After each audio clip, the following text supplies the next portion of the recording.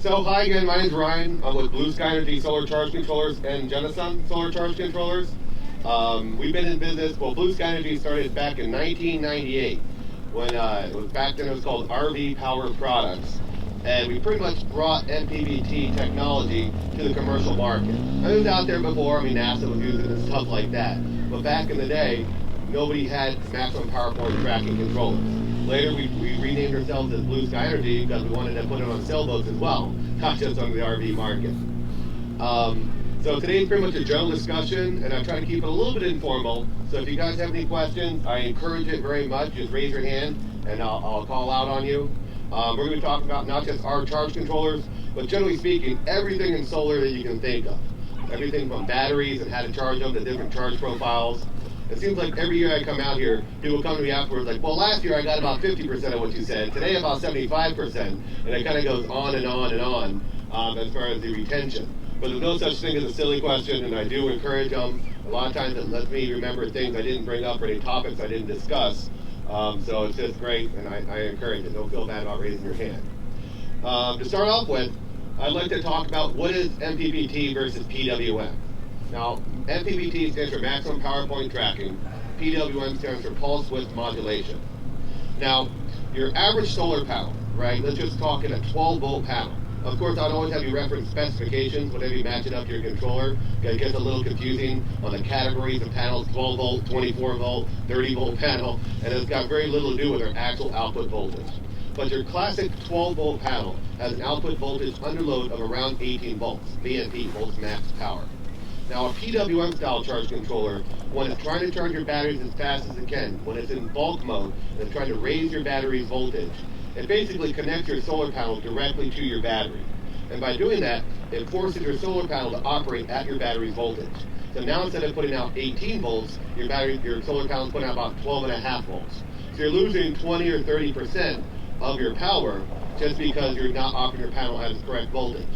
Now, a maximum power point tracking or MPPT controller will operate your panel at its ideal voltage, and then it does a buck-type energy conversion. It's lowering the voltage but increasing the current at the same time. So, for example, if you had 10 amps coming in at 18 volts, you'd have 13 amps coming out at 12 volts. The watts are the same, you're just maximizing your power. This gets more and more crucially important as you get to the higher wattage panels. Now, right around 200 watts, panels tend to increase their voltage. You have your 60 cell panels, your 72 cell panels, and on and on.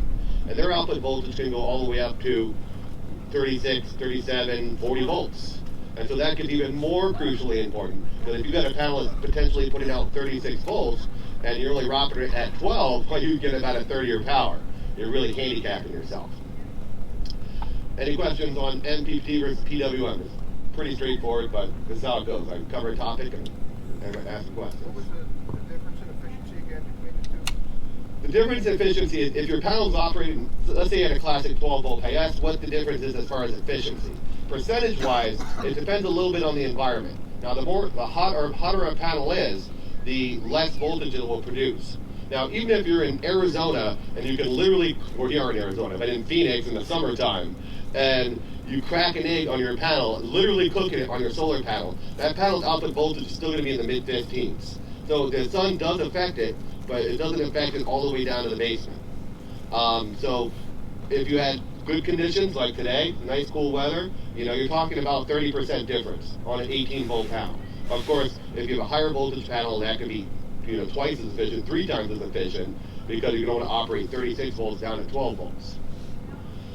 Now, moving on to the charging, right? Now, all of our controllers are programmable with every setting. Now, a lot of charge controllers will go, oh, this is my flooded setting. Oh, this is my AGM setting. Oh, this is my seal setting.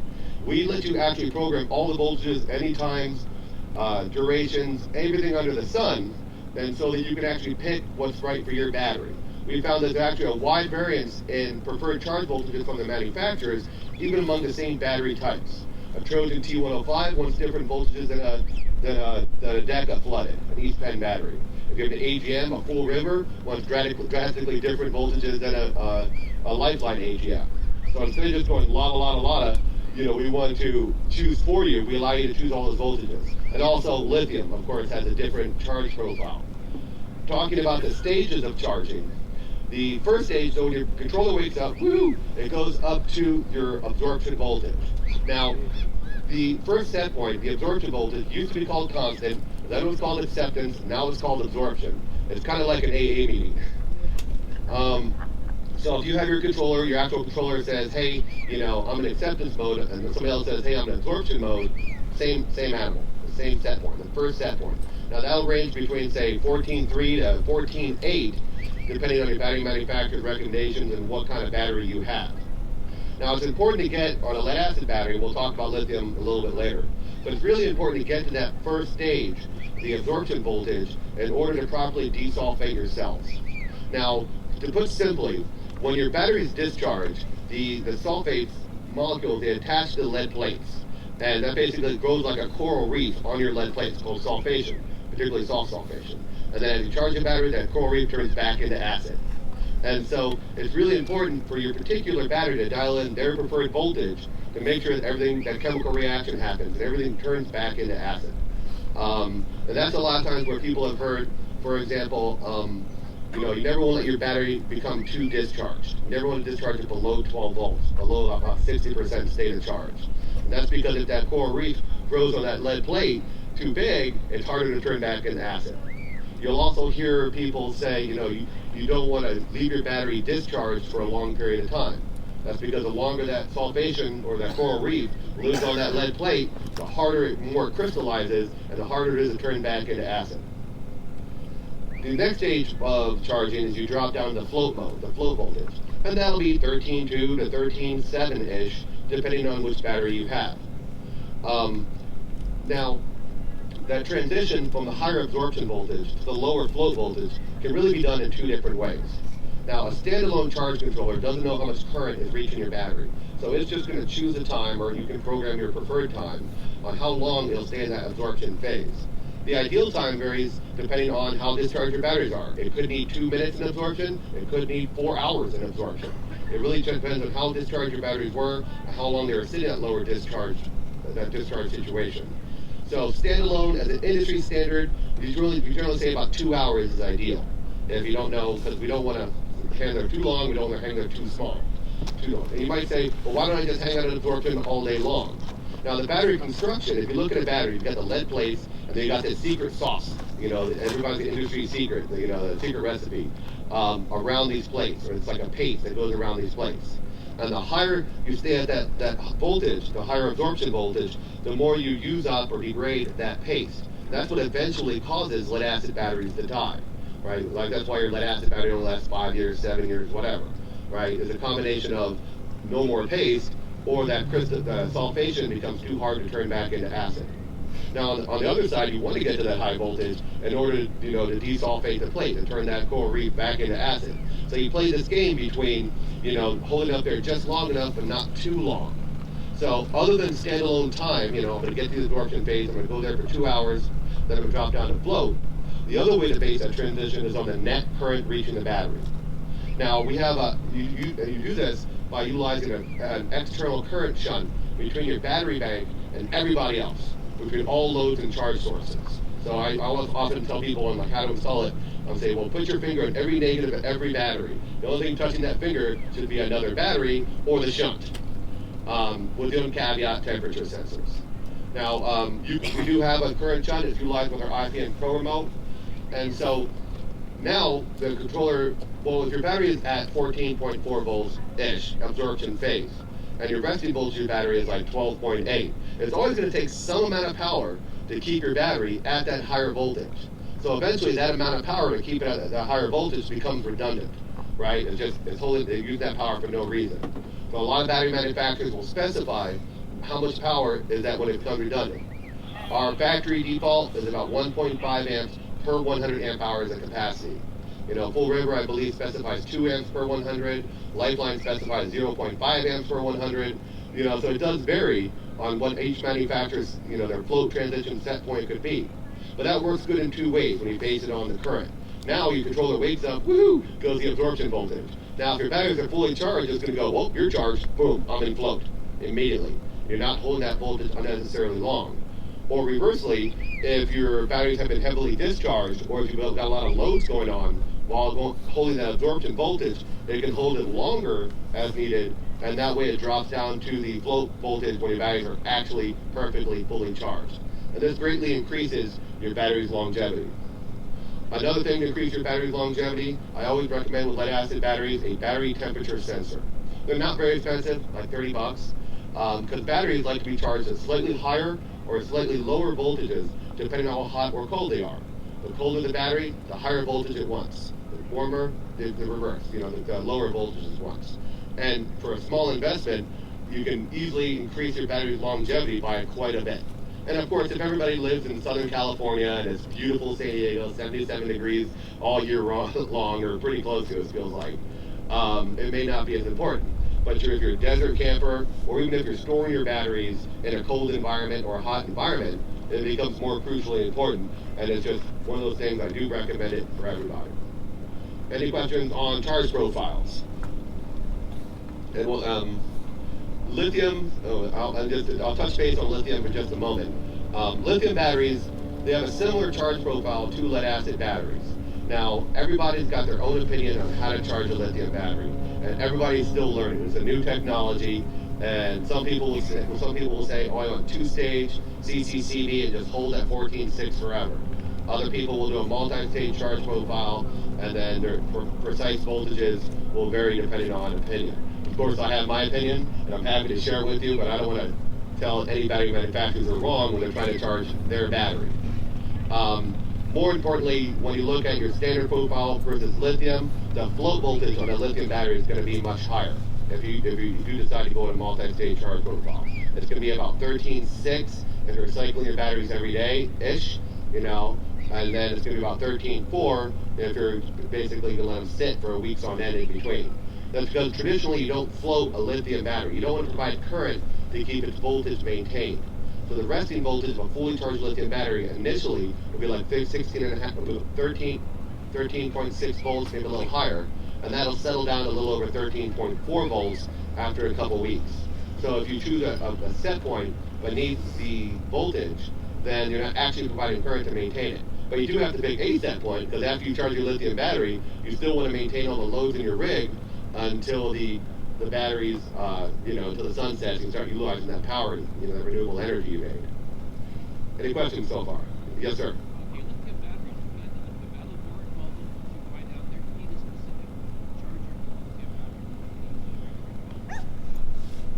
He asked, if I get a lithium battery, a Valborn, a Light Blue, there's Relion, there's several out there. The chemistry is the same between them. Do I need a specific charger? Well, you need a charger that is able to be programmed you need a charger with variable programmable settings, right? So, and that's why I'm saying, specifically, the higher float voltage is more necessary. So if you have traditionally, you have a charger that floats a battery at 13.2, and you can't alter that, then at that stage, you're going to have a hard time because your battery's going to discharge quite a bit before your PV starts, taking up the load before the sun sets. So the charge voltage it ranges between 14.2 to 14.6 for a lithium iron phosphate battery. So it's really similar to most absorption voltages, but the flow voltage is a lot more important. Also, the time spent at the absorption phase is a lot less for lithium batteries. Now, the preferred time varies among manufacturers. I've had some manufacturers say 12 minutes is plenty, and other manufacturers say, like Valborn, 1 hour per battery. I think that's a little excessive, but that's what they want, that's what they get. I mean, if you had, I can almost live with 1 hour per battery bank, but the longer you hold a lithium battery at that charged voltage, or in the lithium world they call it the balancing voltage instead of the absorption voltage, the harder it is on the cells. And so that's one of those things, like everybody's got their opinion. I'm not going to come and say Valborn's wrong. They make the batteries, they make a ton of batteries. Follow their advice, no problem. If you start reading into this, you'll find that everybody has a different opinion, slightly, on how to charge lithium batteries.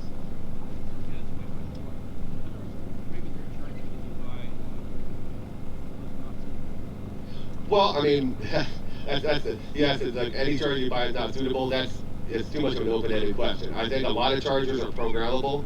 Maybe a lot of chargers have set points on them, like their AGM setting might be suitable for a lithium battery, even though it doesn't say lithium battery, but you have to look at what those settings are. a lot of times a common AGM setting is going to have a low absorption voltage and a high float voltage in general. And so you very easily could have an off-the-market charger which is compatible. You'd have to just look at that particular charger and determine it for yourself. But in general, you want a lower absorption time and you want a higher float voltage on the lithium batteries. And of course, all of our controllers are completely programmable, so you could change any parameter you want any which way from Tuesday, and you can just have fun with it. So I can't speak for all controllers in the world, but if you have any questions, I'll be happy to look at any data sheets or anything afterwards, see if I can help out and solve that answer for you. Yes, sir. Your AGM batteries have the same sulfation problem that lead acids do. Yes. Yes, the AGM batteries have the same sulfation as lead acids. Yes, AGM battery is a lead acid battery. The difference is instead of having the plates sitting in the juice just floating around there, they have like a sponge next to the plate. That's why you can orientate them in any direction, and they don't tend to lose water. They're all sealed environment. Now talking a little bit about equalizing batteries, right? Because we're still in the charge profile discussion here. Now, equalizing a battery is when you bring it up to a deliberately higher voltage in order to aggressively desulfate those plates. Now, that equalization voltage could range from 15.2 to Trojan's T105's astounding 16.2 volts. Woo! I haven't talked to Trojan personally. I'm like, really? They're like, yep. I'm like, okay, no problem. So of course every battery manufacturer is going to have a different equalization voltage, and of course you can program it on our controllers, and then very often you can, pick it. Now, often they say, how often should I equalize my batteries? Now, same thing, when you equalize your batteries, you are using some of that secret sauce in your plates, but you're also keeping the sulfation off the plates, so you're going like this. As a rule of thumb, as an industry standard, you pretty much say you equalize for 2 hours every 30 days if you're actively cycling your batteries. So if you're out here and you're using your batteries every day, they say about 2 hours every month is ideal. If you're a weekend warrior, of course it depends on how much you use your batteries, but you might do it quarterly or biannually for a couple hours. Now a lot of people say, can I equalize an AGM? And that's the initial answer is like, no, you can't equalize an AGM. And I'm not telling anybody to go equalize their AGM. Don't take me to the bank on this one, right? The principles of equalizing and actively, aggressively desulfating your batteries does still apply to AGMs, but with a sealed battery, there's no place for the steam to go if you get them too hot. So they can bloat and it can ruin the battery.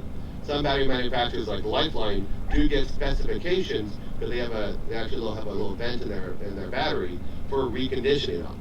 And they'll say, okay, you don't normally have to do it, but if you do, your batteries were severely discharged or they haven't been charged in a long period of time, fully charged in a long period of time, it can be beneficial.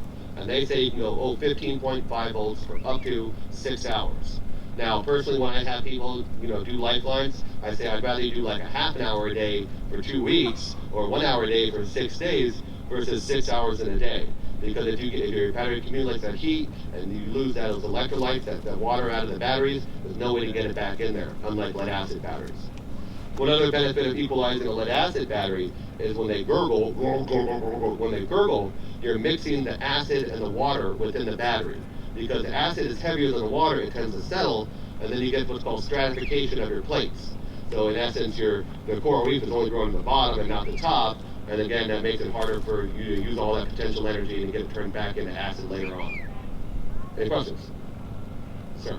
With lithium batteries, I don't think the BMS lithium battery goes into its balance mode until the voltage is up high. Yeah, so he's asking about the BMSs and balancing the cells. Now, prior to working at Blue Sky Energy, same owner, I built about 1,000 batteries for these earthquake sensors up in Alaska. Because Geneson used to manufacture lithium batteries for a lot of high-end yachts and stuff like that. And he's quite correct that most lithium batteries, the vast majority, do what's called top balancing. So they're not going to equalize the cell voltages until you get into a particular charge voltage. Normally that'd be about 14.2 at the battery. And so a lot of times, and that's my preferred charge voltage or balancing voltage for lithium batteries. That's my personal favorite, 14.2. Now you have to realize there might be some resistance between your charge controller and your battery. There's always some resistance, but depending on your wire gauge distance, the current, you want to make sure it's 14.2 at the battery. That might make you do a 14.3 at the charge controller just to account for that. And also, when you charge a lithium battery, once you achieve that balancing voltage, it's pretty much charged. I mean, you're in the 90+ percentile, depending on how imbalanced your cells may be. Unlike a lead acid battery, where you charge at 20 amps, 20 amps, 20 amps, you get absorption, it's like 19 amps, 19 amps, 17 amps, 17 amps. If you look at the lithium battery, you're going to charge at 20 amps, 20 amps, 20 amps, and as soon as you get to 14.2, it's like half an amp, like next to nothing. And then at that point, it's balancing the cells. Because unlike a lead acid battery, as you charge the battery, the cells don't come up at the same voltage at the same time. If you look at the charge profile of a lithium battery, they call it the hockey stick. Because it goes like, and then wham, at the end. And as you get to the end of that hockey stick, this cell can jump up and this cell can be a little slower, even though your series voltage is still 14.2, this cell is higher than that one. And so you need a little time to balance those cells. Another benefit of lithium batteries is they don't care if they remain discharged. In fact, if you store your lithium battery for long term, the book says you should discharge it about 30 to 40% and leave it in a discharged state for that long period of time. You don't want to fully charge your lithium battery and then stash it, for the summer or the winter, depending on, what season you have. You want to discharge it a little bit. I've got a lithium battery from the project I did. It's about 5 years old. It's still sitting in my closet, brand new. It's only charged 30%. In fact, when you ship a lithium battery, that's only the legal state of charge you're allowed to ship them at, about 30%, in order to, obey all the laws and stuff like that.